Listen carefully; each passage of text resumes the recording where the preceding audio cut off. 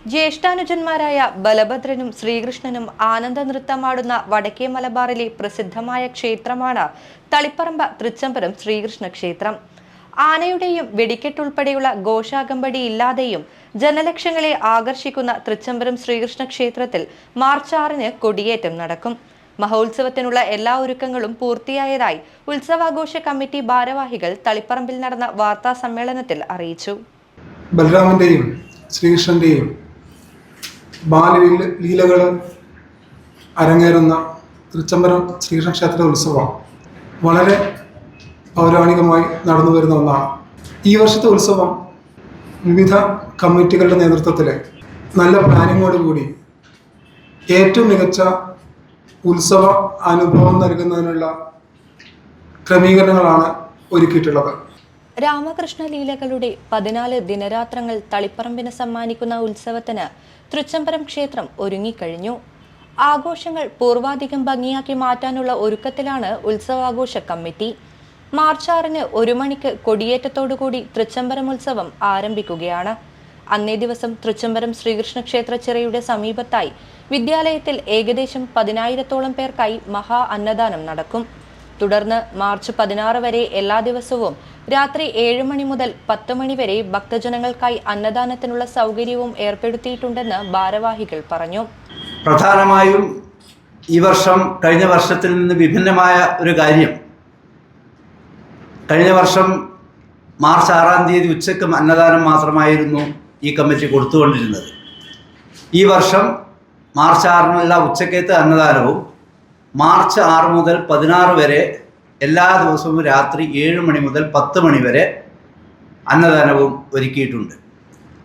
അന്നദാനം ഇപ്രാവശ്യം ഒരുക്കിയിരിക്കുന്നത് നമ്മുടെ വിദ്യാലയം പുരാതനമായ കെട്ടിടം എല്ലാവർക്കും അറിയാം, അത് പൊളിച്ചു നീക്കപ്പെട്ടു. അവിടെയാണ് അന്നദാനത്തിന് വേണ്ടിയുള്ള വിശാലമായ പന്തലും മറ്റു ക്രമീകരണങ്ങളും ഒരുക്കിയിരിക്കുന്നത്. അവിടെ തന്നെയായിരിക്കും രാത്രിയത്തെ അന്നദാനവും നടക്കുക. 14 ദിവസമാണ് തൃച്ചംബരം ശ്രീകൃഷ്ണ ക്ഷേത്രത്തിൽ ഉത്സവം നടക്കാറുള്ളത്.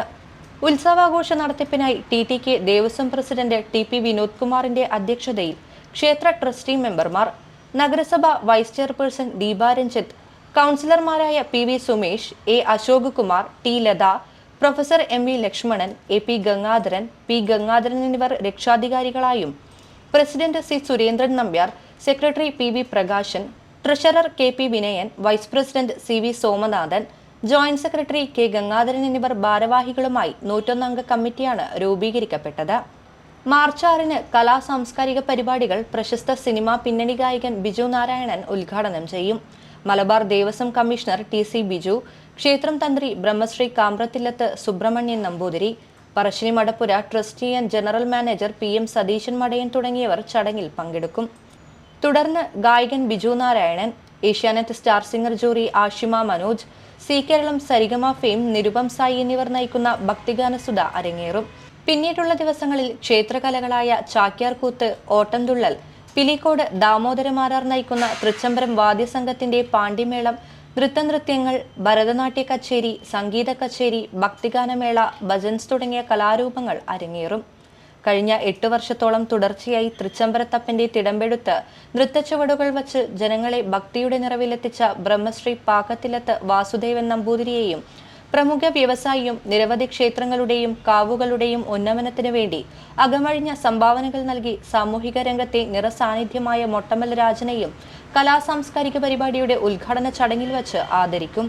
TP വിനോദ് കുമാർ, KP വിനയൻ, രമേശൻ ചാലിൽ, MN Namboothiri, C Surendran Nambiar, PV Prakashan, TV Somanathan, K Gangadharan തുടങ്ങിയവർ വാർത്താ സമ്മേളനത്തിൽ പങ്കെടുത്തു.